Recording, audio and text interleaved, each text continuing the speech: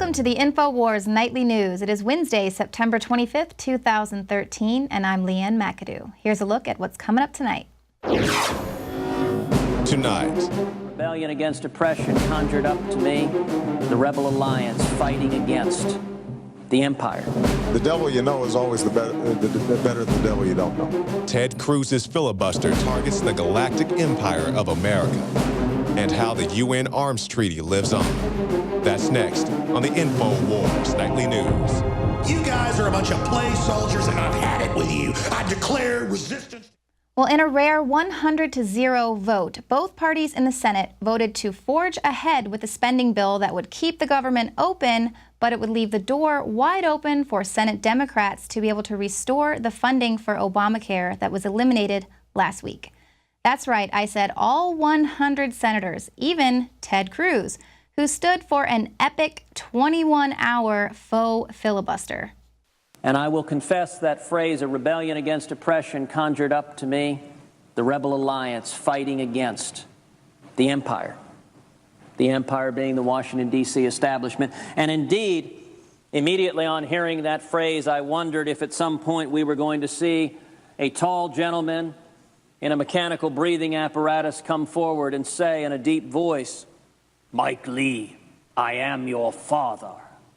The only path, if we're going to oppose Obamacare, is to stand together and oppose cloture. And I would ask for my friends on the Democratic aisle to listen to this. The hour of noon having arrived pursuant to the order of the Senate will be. But, Mr. President, for lack of a better way of describing this, it has been a big waste of time. The government is set to shut down in a matter of hours, just a few days. Government will close. Oh no, the government is shutting down. However, will we pass stricter gun laws and stick our hands down your pants without the funding? Well, listen, Cruz knew that this little marathon speech was not going to block Obamacare. That wasn't even on the table. He set out to do this 20-something hours ago because he wanted D.C. to listen. Instead, the lapdog mainstream media chose to focus on Cruz's recital of green eggs and ham, or his little rendition of the Empire Strikes Back. And it's not just the liberal media and the Democrats who have turned against Ted Cruz. Also, key members of his party have stabbed him in the back just for doing the right thing.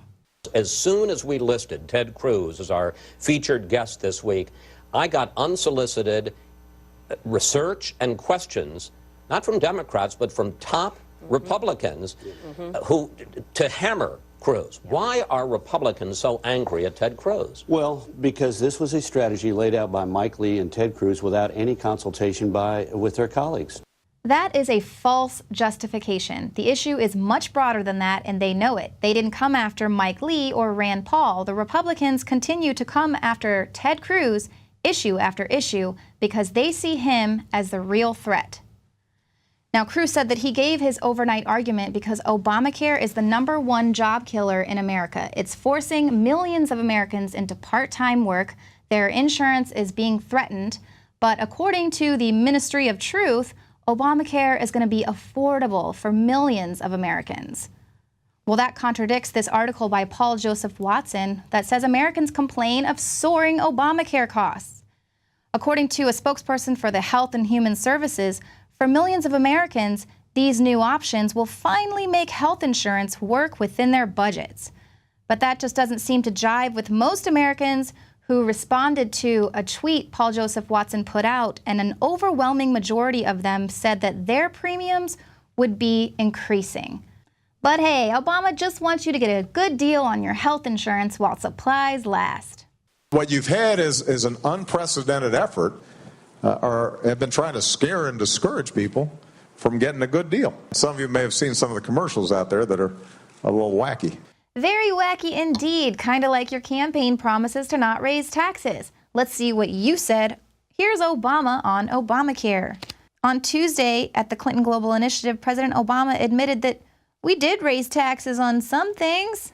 Some things. How about a medical device tax, a high medical bills tax, flexible spending account tax, super savers surtax, Medicare payroll tax increase, the employer mandate tax, tax on health insurers. He's all over the place. He wants no compromise. He wants what he wants, or he's willing to shut down the government. And frankly, the devil you know is always better than the devil you don't. It is abundantly clear that nobody knows if this new healthcare premium is going to test the limits of affordability. Obamacare raises the price on everything related to healthcare, even the healthcare for the lawmakers and their staff. But the trick is that every American is actually paying for every lawmaker and their staff's healthcare.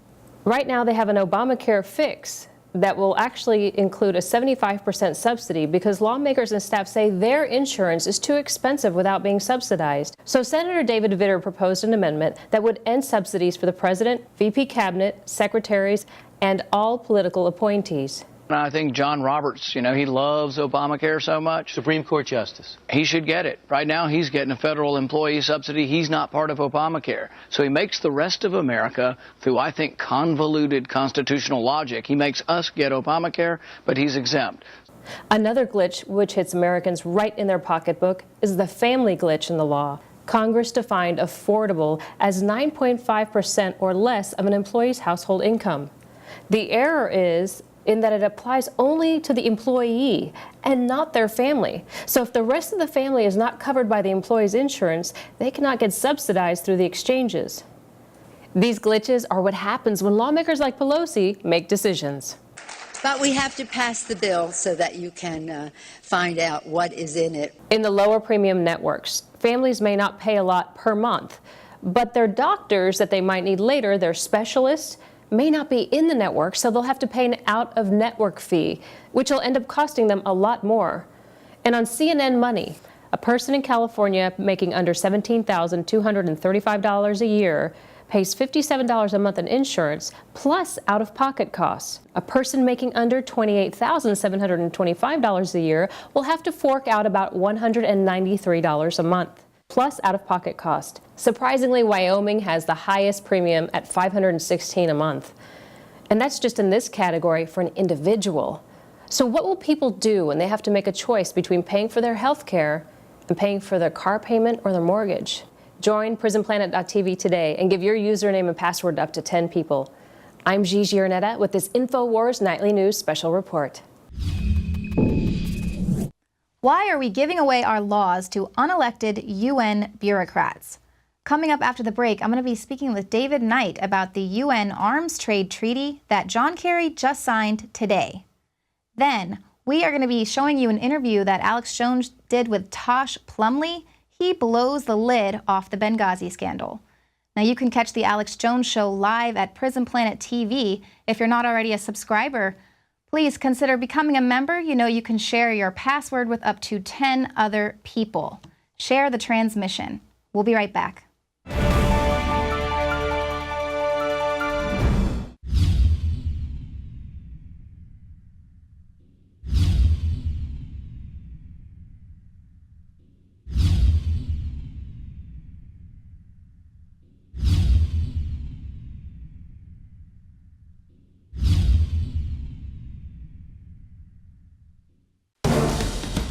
The Alex Jones channel is the official page of the Infowar, but don't miss what's happening on our other channels. The Info Warrior, with the week's best videos. Prison Planet Live, where Paul Joseph Watson gives his expert analysis. And keep up with the rest of the Infowars crew on our other pages. All of our videos are available to repost for educational purposes. See the sidebar of the Alex Jones channel for the subscription links. And remember, you can always find our videos in the highest quality by becoming a member of PrisonPlanet.tv.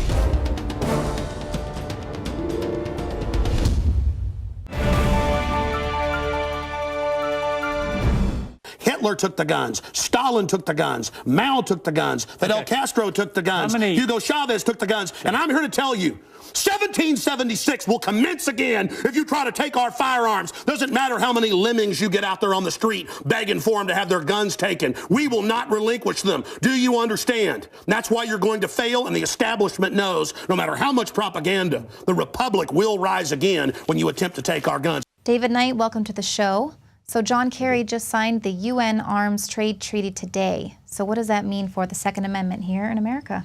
Well, it doesn't mean anything just yet. But what they want to do is they want to register and track all guns. That's really about registering, tracking gun owners. It's not about gun control, it's about people control.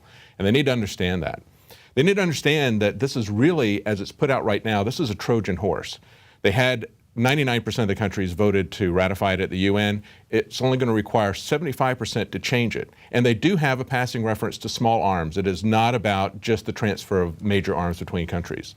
Right, exactly. And so then they just need a two-thirds majority here in America. Do you think that's going to happen in Congress? Right. We've got an article today at Infowars, and one of the senators pointed out to Obama, since he seems to not want to follow the Constitution or the procedures, he pointed out that the Senate has to ratify it. So after Kerry signed it, that doesn't really mean anything. As far as the Constitution goes, the president has to sign it, then the Senate has to ratify it. And then even if they ratify it, it still doesn't alter the Constitution, but there would be legal challenges that people would have to mount. You know that the government is still going to enforce this, just like they enforce other unconstitutional laws. Even when the courts find against them, they continue to arrest photographers. They continue to enforce the gun control laws in Washington, D.C., even though the Supreme Court threw it out 5 years ago. But the key thing to remember is that when it goes to this next step at the Senate, it's not just two-thirds of the Senate, it's two-thirds of those who are present. And they can play games with that as well. Maybe they'll do something during a recess appointment. Maybe Harry Reid will try to get it through at that point.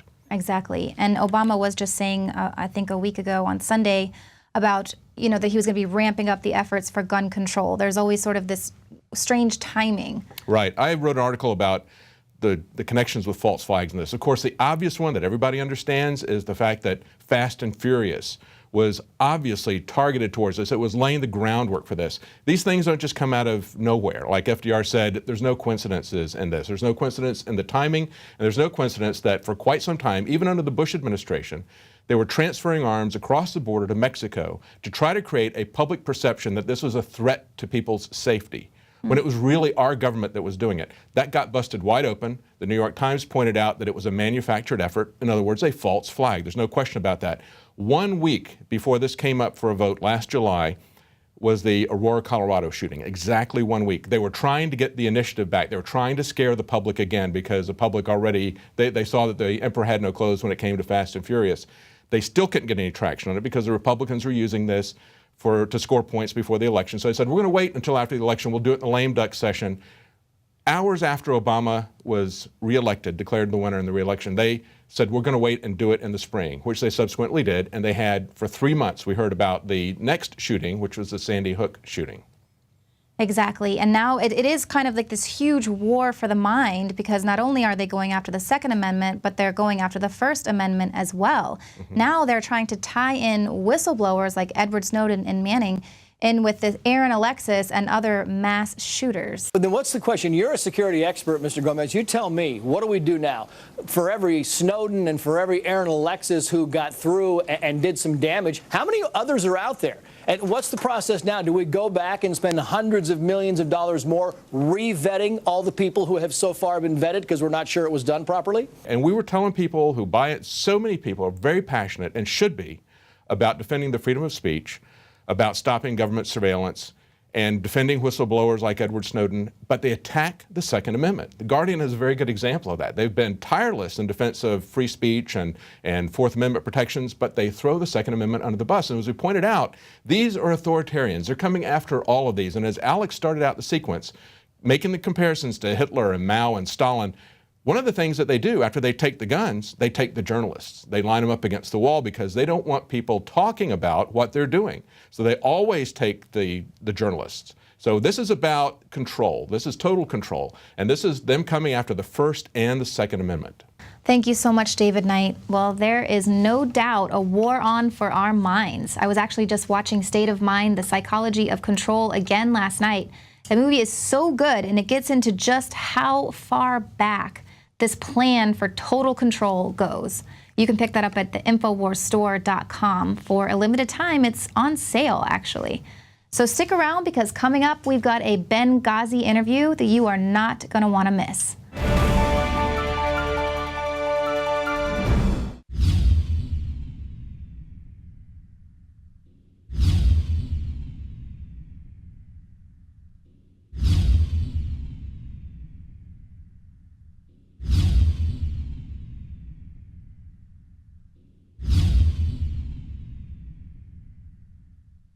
Introducing Pro One. All of your filtration in one system, portable, on the go. No more do you have 2 or 3 filters to just reduce sodium fluoride. You have a system that cuts out the sodium fluoride and up to 95% of hydrofluorosilicic acid. Advanced manufacturing technology combines silver-impregnated white ceramic with new Aquamedics advanced media for removal of fluoride and other heavy metals, all in one filter element. It is the only one that does it, and out of the gates, we have it discounted at 10% off with promo code WATER. This is the only system that in one unit helps reduce or remove pesticides, herbicides, chloramines, ammonia, and chlorine, hydrofluorosilicic acid, the most common form of fluoride not covered by other fluoride filter brands, and sodium hexafluorosilicate. Get your Pro Pure with the new Pro One filter today at InfoWarsStore.com or by calling 888-253-3139.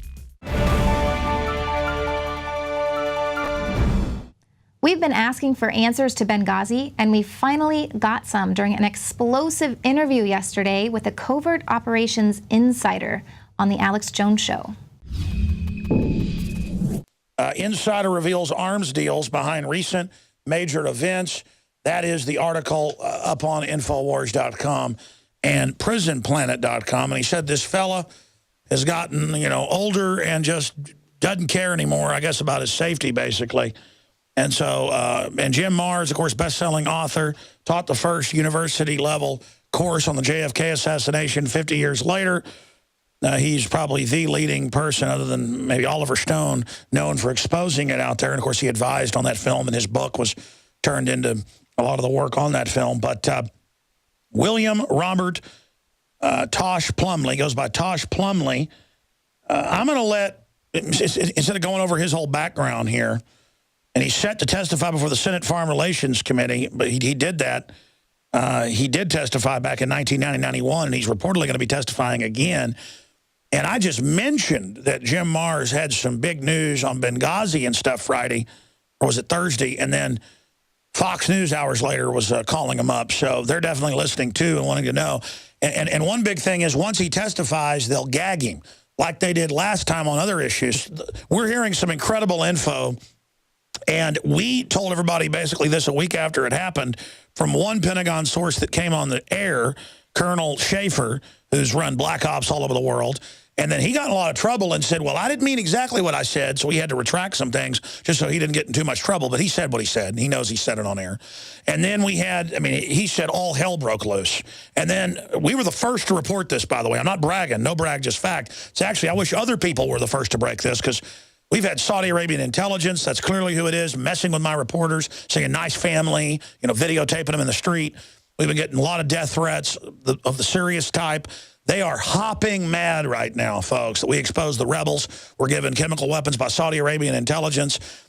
We're on the cutting edge of this, so I'm glad other people like Tosh Plumlee is going public. But I want Tosh to be able to finish up points and recap what he said. It's historic information here from multiple sources, including a NATO high-level military officer.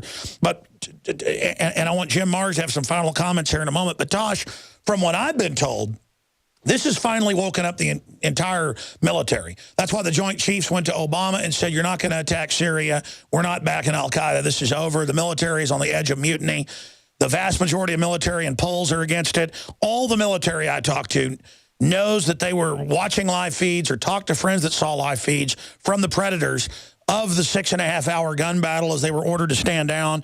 NATO all saw it. Everybody knows it was a hit. So here's my question. Did they pull off security and just let them kill them? Or did they order the Benghazi security, the al-Qaeda forces, to go kill them to get rid of the witnesses? Did they let them die for a cover-up, or were they involved in it? Or did your NATO source say anything? And is my information correct that this has the New World Order in deep trouble because so much of the military now understands how expendable they are? Well, in my opinion, they came out here and they tried to turn that into political. It was a very serious situation that was rapidly developing over there. In other words, the State Department and other agencies refused or did not, I'm not going to say refused, they did not get back to them in time because they were concerned of how that was going to look politically. It would be a political bombshell if it was revealed that U.S. weapons at that point in time were being given to factions in the Middle East through Turkey, Jordan. It would also expose methods and procedures. It would also expose our CIA safe houses that were operating in Jordan and other places, Pakistan and Turkey and Saudi Arabia. It would expose those operations that were involved. It would expose our politicians on both sides of the aisle that was involved in corporate gain, in my personal opinion. So that had to be blocked. We had a military situation that had the military intelligence from that region over there, and it was about to explode. In other words, I think it was turned over in for political, for possible re-election campaigns or whatever the hell was going on at that period in time. Point is, those people got sold out. Her son got killed because of political tampering with a very volatile situation in the Middle East that was about to explode. And it did explode, and it has exploded. So, now, yeah, you're right. I'm going to get myself in a lot of trouble. There's a lot of guys out there. But maybe by me coming forward, you're going to get more confirmation from other people that actually were the boots on the ground that was over there at that time carrying out those covert missions, and they know exactly what happened. And the pilots that flew the guns and the ammunition from our U.S. bases to those areas, hopefully they will come out and get off their butts and come out here and take a risk with me. So basically, Tosh, what the hell is going on? You're tired of watching all these people cowardly sit on the sidelines and let this type of stuff go on. So you're telling what you know to try to spur them to go public. They reported 2 weeks ago that a whole bunch of witnesses have had their identities changed under White House orders. Those people, I guarantee, are just waiting to be killed. From what I've learned and what Jim Garrison, who I know you know, said, the way to stay alive is to go public. What would you say to witnesses of Benghazi who are out there? I would tell them, go public or you're dead. Well, let me put it this way. I am a civilian. I am not a government employee. If I was a government employee, by the laws that are on the book, it is my responsibility to come forward and tell my superiors and my supervisors exactly what I've been involved in as a government employee. If I suspect that I'm involved in an illegal operation, if I suspect that I'm involved in aiding a terrorist group, it is my responsibility as a government employee to report that to my supervisors. Now, in some cases, these men have reported that to their supervisors and their commanding officers. Some of them have gotten killed. One in particular was Colonel James Sabo of the Marine Corps Naval Air Station back in the 90s. He went forward on a gun-running operation down to Caro Quintero, Guatemalan guerrillas being trained at a secret base down in Mexico. He got killed for that information. They tried to say it was suicide. Okay, it was not a suicide. It was an outright hit. The people that was involved in that supposed situation, that was an outright hit. Look, the reason I'm being so adamant is I don't want one of these black ops hits hitting me or my family. So I need the support because I am a civilian. I am not a government employee. I can talk. I don't have to worry about my pension. I don't have to worry about my star. I don't have to worry about, am I going to get a new rank for playing ball with the politicians that are taking over the military-industrial complex? My opinion. Does that explain anything, Alex? No, it certainly does. I'm just advising people that have direct knowledge who haven't already been killed. They're saying a bunch of Benghazi people have changed their identities and will never be seen again. They probably changed their identities like Jimmy Hoffa. Look, most of the people that do these extreme black ops are working under cutout names. My name was, I'm not even going to go into that. That's not important. But there is a system out there that is in place that is pilfering and stealing from the American people for profit, for gain, corporations, contractors, people that get out of the military and go to work for a contractor and go security, go over and get involved. Follow the money. Find out where these flags are going for. Go into Qatar, go into Jordan, go into Turkey, go into Pakistan. Get these safe houses. Bring this stuff forward and advise the American people. Mainstream media will not touch this kind of information. Number one, it's their responsibility to bury it. Now, I'm hoping that some of my crews that I'm familiar with will come forward and say, well, this is what I did. But if they do, they will lose their pension, and they will have the Internal Revenue on their ass before sundown. Alex, if I can jump in here and try to put all this together, everything we're talking about, it ties right into everything that you talk about constantly on Infowars, which is the dark center of the New World Order, if you will, okay, or what Bill Moyers calls the shadow government. And at the very center, it's the money. It's all about the money. And who handles the money? The international banks, the big guys, okay? Citibank, J.P. Morgan, et cetera, et cetera. All right, and then so this is the money that is greasing the shadow government, which is actually running the United States, not our elected officials, not the Constitution. And this is why it's so important for this information to get out to everyone so they can start dealing from a position of reality instead of operating with rose-colored glasses in la-la land. And Jim, it's getting more reckless, and they're using the al-Qaeda threat to take our liberties.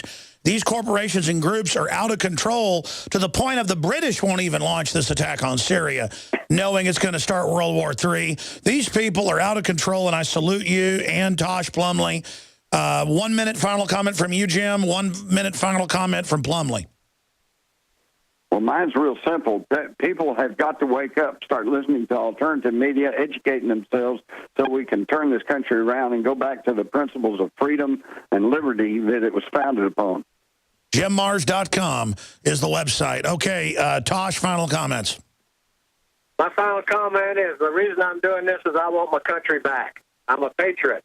I'm an American citizen, and I have fought hard over my life. I'm 76 years old, and it's time to put this shit to bed. Amen, brother. Yes, it is time to put this globalist garbage to bed.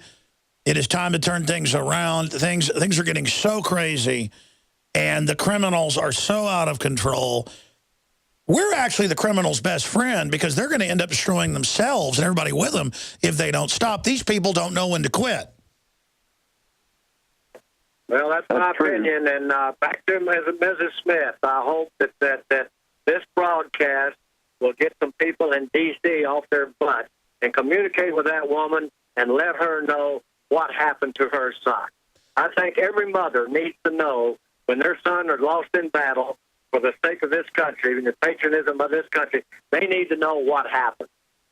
I agree with you, Tosh. God bless you. We'll talk to you again soon and hopefully get you back up in the next week or so. You too, Jim. Thank you, gentlemen. That was just 12 minutes of that explosive interview with Tosh Plumlee. You can find the full-length interview at prisonplanet.tv. You can stay up to date with all the breaking news at The Alex Jones Show, as well as the Infowars Nightly News. We'll be back here again tomorrow at 7 p.m. Central. Thank you so much for joining us tonight. For the Infowars Nightly News, I'm Leanne McAdoo.